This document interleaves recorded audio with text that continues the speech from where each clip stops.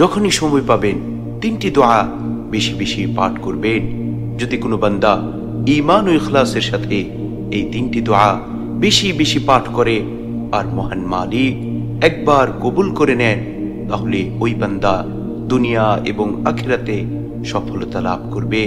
আল্লাহ রব্বুল আলামিন ওই বান্দাকে ক্ষমা করে দিবেন, তাকে রহমত দিয়ে ভরপুর করে দিবেন, তাকে হেদায়াত দান করবেন এবং তার রিজিকের পেরেশানি দূর করে দিবেন। সুবহানাল্লাহ, সুবহানাল্লাহি ওয়া বিহামদিহি, সুবহানাল্লাহিল আযীম।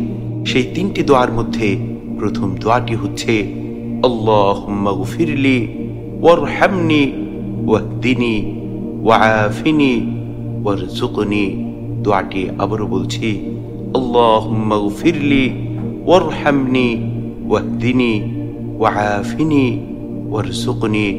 ওগো আল্লাহ, আপনি আমাকে ক্ষমা করে দিন। মালিক রে, আপনি আমার উপর দয়া করুন।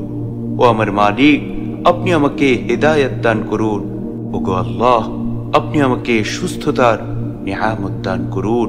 মালিক রে, আপনি আমাকে রিজিক দান করুন। দ্বিতীয় দোয়াটি হচ্ছে, যখনই আপনি নামাজ শেষ করবেন সাথে সাথে এই দোয়া পাঠ করবেন।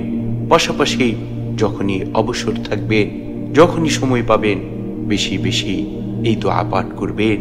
আল্লাহুম্মা আইন্নি আলা যিকরিকা ওয়া শুকরিকা ওয়া হুসনি ইবাদাতিক। দোয়াটি আবারও বলছি, আল্লাহুম্মা আইন্নি আলা যিকরিকা ওয়া শুকরিকা ওয়া হুসনি ইবাদাতিক। হে আল্লাহ, আমাকে আপনি আপনার জিকির করতে, আপনার শুকরিয়া আদায় করতে এবং আপনার উত্তমভাবে ইবাদত করতে সাহায্য করুন। 3 নম্বর দোয়াটি হচ্ছে, যখনই আপনি কঠিন বিপদে পড়ে যাবেন, ভয়ঙ্কর মুসিবতে পড়ে যাবেন, পাশাপাশি যখনই আপনি সময় পাবেন বেশি বেশি এই দোয়া পাঠ করবেন।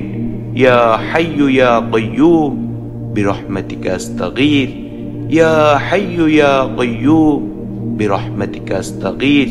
হে চিরঞ্জীব, হে চিরস্থায়ী সত্তা, আমি আপনার রহমতের মাধ্যমে আপনার কাছে সাহায্য প্রার্থনা করছি। সুবহানাল্লাহ, সুবহানাল্লাহি ওয়া বিহামদিহি, সুবহানাল্লাহিল আযীম। কি চমৎকার দোয়া!